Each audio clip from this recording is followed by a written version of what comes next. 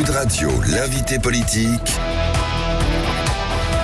Jean-Jacques Bourdin. Il est 8h33, bonjour à toutes et à tous. Vous voulez savoir ? Eh bien, parlons vrai ce matin avec Dominique de Villepin, ancien Premier ministre, ancien ministre des Affaires étrangères. Dominique de Villepin, bonjour. Regardons l'actualité très vite. Un homme à Rouen a été tué. Il tentait de mettre le feu à une synagogue. Bien, c'est l'expression de notre époque. Dominique de Villepin, oui, de la violence on assiste maintenant depuis plusieurs mois à une montée de l'antisémitisme. La plus grande fermeté est requise. Ce sont des actes, parfois des paroles tout à fait inacceptables. Dans notre société, nous devons être extrêmement vigilants à faire valoir le respect et la compréhension de l'autre. Cela fait partie des valeurs de nos sociétés qui doivent être en permanence défendues. Bien, Dominique de Villepin, nous reviendrons sur la situation à Gaza, mais je vais commencer avec la Nouvelle-Calédonie, les émeutes. Il y a eu 5 morts, 3 Kanaks et 2 gendarmes, des émeutes. Est-ce que ce sont des émeutes ? Vous avez géré le dossier calédonien lorsque vous étiez Premier ministre. D'ailleurs, le dossier calédonien n'est plus géré par le Premier ministre aujourd'hui, il est géré par le ministre de l'Intérieur et en fait par le Président de la République, Dominique de Villepin. Est-ce que ces émeutes sont d'abord sociales ? Il y a plusieurs dimensions dans ces émeutes. Il y a des violences très spontanées quand on regarde le profil de ceux qui les commettent, des jeunes, parfois très jeunes, fortement alcoolisés, surarmés. Et donc il y a des conditions exceptionnelles qui peuvent expliquer ce passage à l'acte de la part de ces jeunes. On évoque souvent le comité de coordination des actions de terrain comme particulièrement responsable de ce vandalisme qui s'exprime partout. Mais il y a un arrière-fond économique, la crise du nickel, et il y a un arrière-fond social, les très grandes inégalités entre les communautés qui aussi doivent être prises en compte. Et c'est ce qui doit justifier une vision globale des problèmes de l'archipel, bien sûr une approche politique.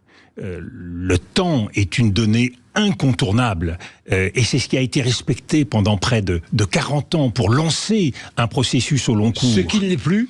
Et malheureusement, le temps s'est en quelque sorte contracté, précipité avec ces 3 référendums, et en particulier le référendum de 2021 dans la période Covid, qui n'a pas été soutenu par les indépendantistes qui n'ont pas participé au scrutin. Il y a donc eu une très forte abstention, et ça a fait en quelque sorte dérailler le processus, puisque ces communautés aujourd'hui, loyalistes, indépendantistes, ne se parlent plus. Donc il faut redonner du temps au temps, comme le disait François Mitterrand. Il faut réenclencher le dialogue, et pour ce faire, on voit à quel point c'est difficile. Le président de la République avait voulu organiser hier une table ronde, ça n'a pas été possible. Il faut donc sans doute une médiation, il faut recourir à ceux qui ont le plus d'expérience dans la gestion de ce dossier si difficile. Aujourd'hui, il faut un médiateur, une médiation. Vous pourriez être ce médiateur ? Non, je pense que ce sont ceux qui se sont le plus impliqués dans les moments difficiles.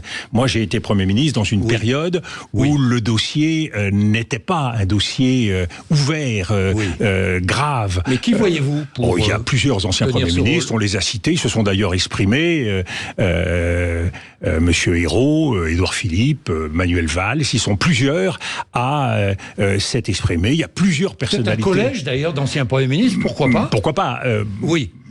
Je dirais, les choses sont dans la main du président de la République. Oui, c'est lui qui a les clés.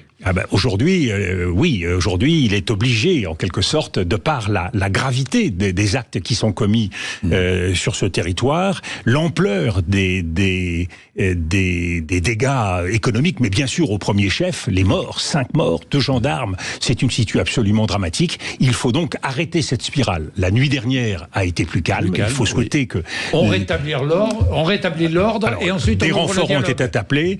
Il faut rétablir l'ordre, il faut rétablir le dialogue, et il faut donner une perspective à cette île. Ne l'oublions pas, il y a une dimension internationale aussi à ce dossier, compte tenu du fait que la Nouvelle-Calédonie fait partie des territoires dits non autonomes, avec vocation à décolonisation selon le schéma des Nations Unies. Il y a donc une dimension stratégique pour nous, mais aussi internationale, avec une très forte visibilité de ce que nous faisons là-bas. avec une décolonisation tranquille.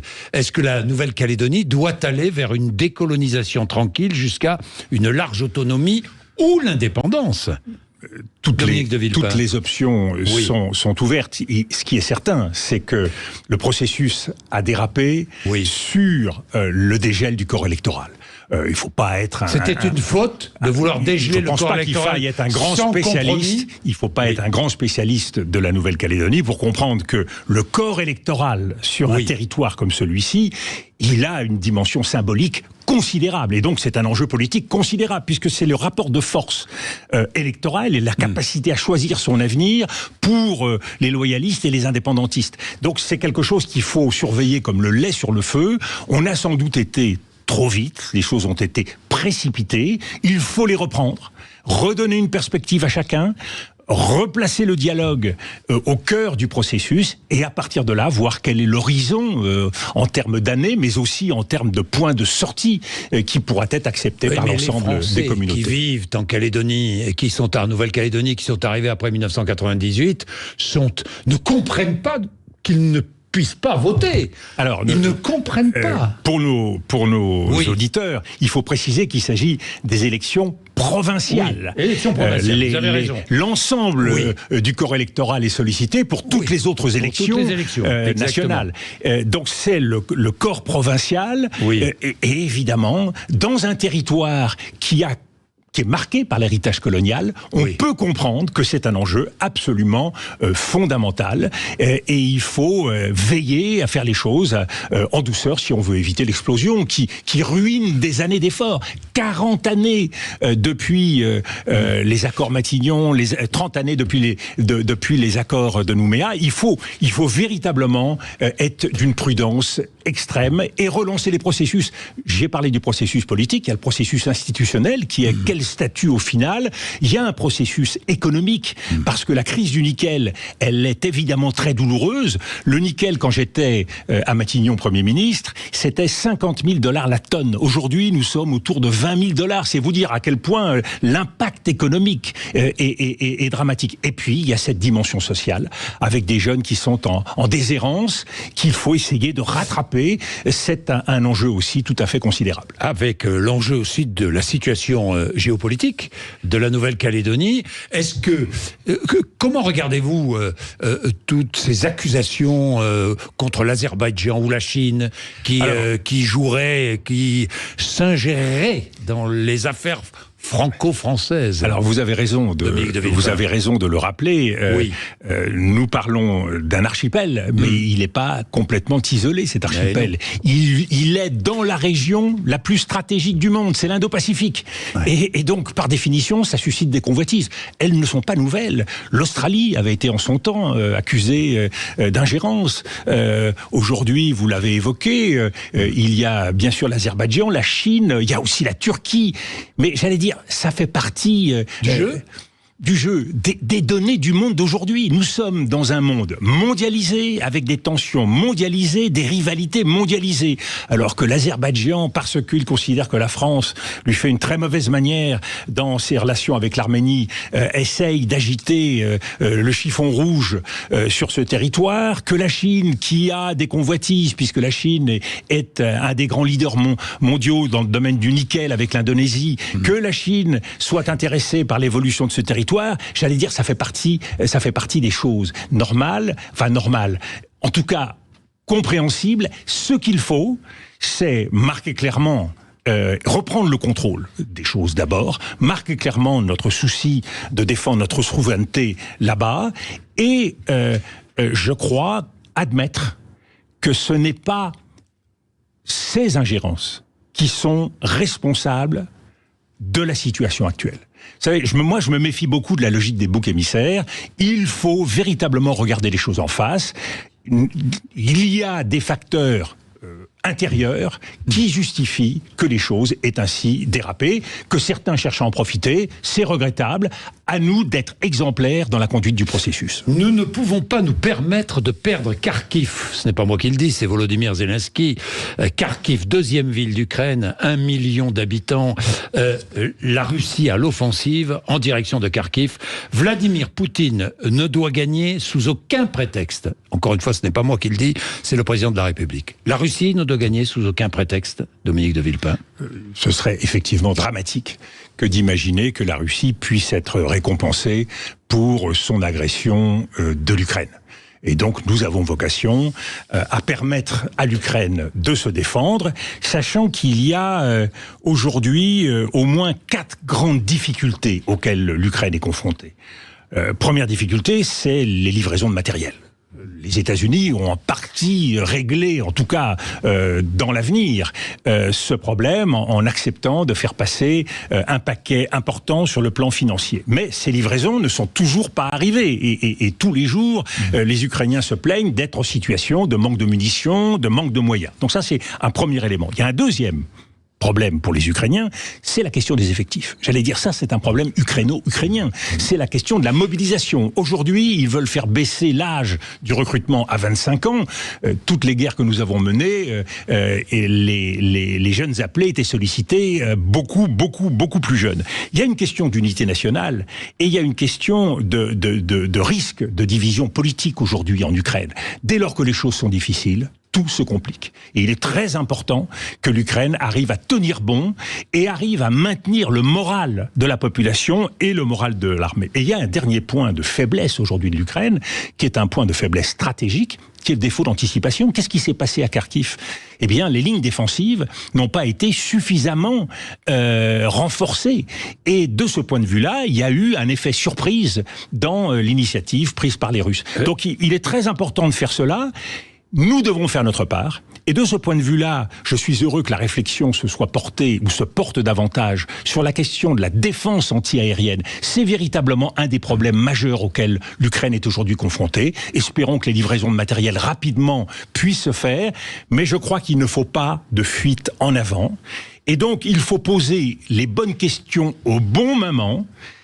Pour ma part, j'estime que la question des troupes au sol, que la question de l'européanisation, de la dissuasion, ne font pas partie véritablement des sujets à évoquer aujourd'hui. Lorsqu'Emmanuel Macron envisage, il n'a pas dit nous allons envoyer des troupes au sol, mais envisage éventuellement donc d'envoyer des troupes françaises en Ukraine, est-ce qu'il laisse planer le doute volontairement? Est-ce que c'est stratégique selon vous? C'est la question que nous nous posons. Et c'est pour ça que j'ai évoqué la question. Est-ce que cela contribue à l'ambiguïté stratégique? Ou est-ce que cela ajoute à la confusion stratégique d'une nation qui possède l'arme nucléaire? Absolument. Et c'est pour ça que je pose la question. Est-ce que ça ne risque pas, au contraire, de jouer dans le sens de la confusion? Quel est le risque? Le risque, c'est cet engrenage de la guerre, de l'esprit de guerre, d'aller toujours plus loin, alors que nous devons faire en sorte de nous fixer, à mon sens, un objectif assez précis. Il s'agit de donner les moyens à l'Ukraine, de renforcer ses positions pour pouvoir, le moment venu, ouvrir des négociations avec la Russie. Vous savez, des guerres qui s'engagent sans garde-fou, sans calendrier et sans objectif politique, c'est véritablement le risque absolu. Nous y reviendrons sur Gaza. Une guerre doit être menée avec des objectifs politiques et, si possible, avec un calendrier. Poser la question des troupes au sol, c'est changer la nature de la guerre. Et c'est donc prendre le risque de rentrer dans un engrenage où nous ne maîtrisons rien. C'est une faute. C'est une faute. C'est un risque. L'histoire nous a instruits sur le fait qu'à un moment donné, les choses vous échappent. Vous voyez, la Nouvelle-Calédonie, perte de contrôle. Le risque sur l'Ukraine, c'est qu'à un moment donné, on ne maîtrise plus rien. Il y a cette escalade qui s'engage et qui conduit au pire sans que personne ne l'ait voulu. Est-ce que la dissuasion nucléaire française fait partie de la défense européenne ? Il y a la volonté de renforcer la défense européenne. Est-ce que c'est un élément incontournable de la défense du continent européen, Dominique de Villepin? Là aussi, l'ambiguïté. Là aussi, le président de la République manie une forme d'ambiguïté. stratégique. Oui, une fois de plus, est-ce que c'est le sujet aujourd'hui? Est-ce que c'est le moment d'ouvrir un débat en période de guerre et en période d'élection? Personnellement, je n'en suis pas sûr. Je crois que ce qu'ont dit tous les présidents de la République successifs, de façon plus ou moins marquée, c'est qu'il y a des éléments de la défense de l'Europe qui, évidemment, participent de nos intérêts en matière de dissuasion. Jusqu'où faut-il ouvrir cette protection? Jusqu'où faut-il élargir les intérêts vitaux français? Je crois qu'il faut, de ce point de vue-là, être extrêmement prudent. Vous auriez dit la même chose? Je ne l'aurais pas dit, en tout cas dans cette période, oui. et je pense que ça suppose en tout cas une concertation très étroite au niveau national dans un premier temps, et relativement... C'est-à-dire une consultation du Parlement, évidemment. Évidemment, il y a toute une série de préalables qui me paraissent nécessaires, mais je pense que veillons à ne pas changer les règles du jeu en cours de route. J'ai toujours remarqué que dans les périodes de crise et de guerre, c'était un élément source davantage d'incompréhension et de confusion que d'ambiguïté stratégique. Bien, Gaza avec la bataille de Rafah, apparemment le Benjamin Netanyahou a l'intention de la conduire. Les troupes israéliennes se préparent pour des combats au sol. Là encore, quel est l'objectif selon vous? Quel est l'objectif de Benjamin Netanyahou? Alors, de ce point de vue-là, on ne peut pas faire le reproche à Benjamin Netanyahou de ne pas avoir été clair sur l'ambition qui est la sienne. Je pense personnellement qu'il en a deux. La première, c'est éradiquer complètement le Hamas. Ce sur quoi l'ensemble de ses partenaires américains et européens considèrent que c'est totalement utopique. On peut se fixer comme objectif de réduire le plus possible la hiérarchie du Hamas, les responsables du Hamas, mais éradiquer le Hamas, c'est un objectif qui ne peut être qu'extraordinairement lointain et certainement pas uniquement un objectif militaire. Bien, je pense que il y a un deuxième objectif de Benjamin Netanyahou. Il y en a même deux autres. La colonisation de Gaza ? Le deuxième, c'est poursuivre la politique de colonisation. Pourquoi ? Son gouvernement ne peut pas tenir si les ultranationalistes n'ont pas cette perspective de renforcer la colonisation en Cisjordanie, peut-être même l'élargir à Gaza si on arrive à réduire la présence des Palestiniens, et, objectif principal, empêcher la création d'un État palestinien. C'est-à-dire refuser tout processus politique. On sait que Benjamin Netanyahou aujourd'hui refuse volontairement tout processus politique. C'est la constante de la politique menée par Benjamin Netanyahou. Toute sa vie est marquée par le souci d'écarter. Rappelez-vous, au lendemain de l'assassinat de Yitzhak Rabin, son objectif, pas de création d'un État palestinien. Une fois qu'on a compris ça, on a compris qu'il ne pouvait pas être l'homme de la situation dans la durée. C'est-à-dire qu'Israël, aujourd'hui, est tenu par un Premier ministre qui dirige un gouvernement qui cherche à se survivre à lui-même, mais qui surtout cherche à bloquer tout processus politique. Nous savons que cette région et qu'Israël ne pourra vivre en sécurité qu'avec une perspective politique, qu'avec la création d'un État palestinien. Et c'est pour ça qu'aujourd'hui, la question, ne faut-il pas inverser le processus de paix tel que nous l'avons toujours connu ? On a toujours imaginé qu'il fallait régler un certain nombre de questions, difficiles certes, les réfugiés, l'eau, les frontières, et qu'à la fin se poserait la création de l'État palestinien. Aujourd'hui, la conviction qui est en train de se répandre, y compris en Europe, c'est qu'il faudrait d'abord reconnaître l'État palestinien. Oui, vous demandez à la France maintenant de reconnaître l'État palestinien. Je crois que Emmanuel Macron doit regarder la réalité internationale en face et qu'il doit corriger une politique qui, depuis le départ, a été déséquilibrée sur cette région, ce qui, pour la diplomatie française, pose de très nombreux problèmes. Et la façon de le corriger, c'est de participer, avec des pays comme l'Espagne, avec l'Irlande, de participer à ce mouvement en faveur de la reconnaissance de l'État palestinien. Je note que c'est pas un problème de principe pour la France, puisque la France a voté à l'Assemblée générale pour la reconnaissance de cet État palestinien. Donc c'est pas la question de fond qui se pose, c'est la question d'opportunité. Je pense qu'aujourd'hui... Il manque de courage politique, là. Non, mais je pense qu'il doit... vision éclairée de la situation. De lucidité. C'est-à-dire que il faut comprendre que le principal verrou aujourd'hui, c'est l'entêtement de Benjamin Netanyahou. C'est le gouvernement israélien qui aujourd'hui ne veut pas avancer. Regardons la situation, si vous voulez bien, parce qu'il faut essayer d'être avec beaucoup d'humilité, d'être le plus global possible. Il y a 4 échecs pour Israël. Et c'est une inquiétude pour tous ceux qui pensent qu'il est essentiel de défendre la sécurité d'Israël.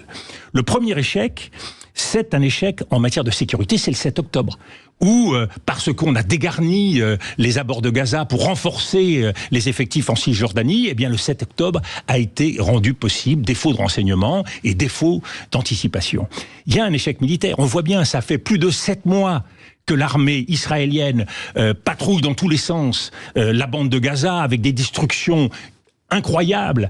Aujourd'hui, quel est le résultat? On voit bien que ils quittent le nord du territoire pour aller dans le sud. Les milices du Hamas repoussent dans le nord, ils retournent dans le nord. Les populations sont brinque-ballées d'un côté et de l'autre. Sur le plan militaire, il y a là aujourd'hui une situation qui, on le voit bien, est véritablement dans une impasse. Il y a par ailleurs une impasse politique.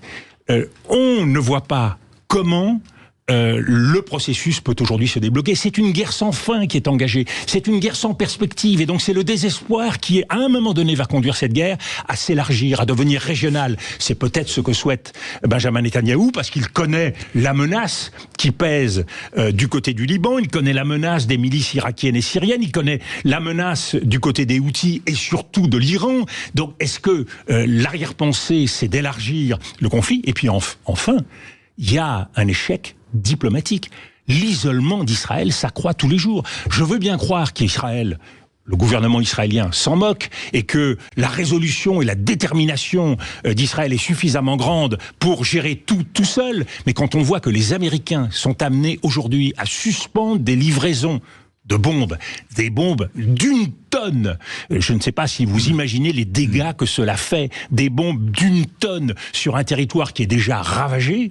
Eh bien, on voit bien qu'on est au bout de quelque chose et qu'il est urgent de transformer ces violences, de transformer la guerre en un processus politique. C'est ce que doit faire tout responsable. Oui, mais Dominique de Villepin, à l'idée de changer. Dominique de Villepin, dans votre analyse de la situation, que faites-vous du Hamas et de sa volonté d'éradiquer l'État israélien, d'éradiquer l'État juif? Mais que faites-vous du Hamas? Nous sommes confrontés au problème historique auquel tout État est confronté face au terrorisme. Je l'ai répété, c'est peut-être l'engagement le plus constant qui a été le mien en matière diplomatique depuis 25 ans, d'expliquer aux Américains que la guerre contre le terrorisme conduisait à plus de terrorisme et plus de chaos. L'idée qu'on mène la dernière guerre, l'idée qu'on mène le dernier combat et qu'à la fin on sera tranquille et qu'on vivra en paix parce qu'on aura réduit en miettes l'ennemi, c'est dans un monde mondialisé, c'est une utopie totale. Et c'est l'inverse qui se produit. À un moment donné, il faut ouvrir les yeux. Est-ce qu'Israël est aujourd'hui, nous sommes en mai, plus en sécurité qu'il y a 7 mois? Je n'en suis pas du tout sûr. Je n'en suis pas du tout sûr. Et c'est en cela qu'il faut, à un moment donné, être capable de poser le canon et de se dire, bon, quelle est la bonne solution? Je ne dis pas qu'Israël doit arrêter de poursuivre le Hamas. Je dis qu'Israël doit, tout en poursuivant le Hamas, engager un processus politique. Quand les Américains se posent 2 questions avec les Européens, la question du jour d'après, parce qu'aujourd'hui, on n'a aucune idée de ce que sera Gaza le jour. Imaginons demain qu'on obtienne la tête de Sinwar et de Mohamed Deif. Comment on gère Gaza? Les Américains ont fait des propositions. Les Américains offrent une perspective. Ils offrent la perspective d'une normalisation entre l'Arabie Saoudite et Israël, qui change complètement la donne dans la région, mais à une condition posée par l'Arabie Saoudite, c'est qu'il y ait la création d'un État palestinien. Pour ça, il faut préparer le jour d'après à Gaza, parce que ça suppose une force des Nations Unies qui soit capable de gérer ce territoire dans un cadre onusien et qui en même temps se déploie en Cisjordanie et à Jérusalem. Et puis il faut se poser la question du processus de paix, et à juste titre aujourd'hui les pays arabes disent reconnaissons l'État palestinien internationalement, et à partir de là la sécurité d'Israël pourra être garantie par un véritable État capable de prendre ses responsabilités. Ça suppose qu'on ait un interlocuteur palestinien, j'en conviens, on a le choix. Accepter de prendre l'autorité palestinienne là où elle est et comme elle est, avec toutes ses insuffisances, pour lui injecter du sang neuf. Et il y a un certain nombre de personnalités qui peuvent jouer un rôle, mais en tout état de cause, il faut changer de braquet et il faut changer la nature des choses, passer du militaire au politique. 2 questions rapides pour terminer, Dominique de Villepin. Est-ce que vous irez voter aux européennes le 9 juin ? Oui, j'irai voter, bien sûr. Pour quelle liste ? Ça, j'attends les débats. Nous essayons Vous n'êtes pas décidé aujourd'hui ? Non, je n'ai pas tranché, et surtout, je pense que, et j'espère, que le débat va enfin se nouer sur les problèmes qui concernent le plus les Français, qui sont les grands enjeux de souveraineté pour la France et pour l'Europe. Quel débat attendez-vous ? Le débat Attal-Bardella, par exemple ?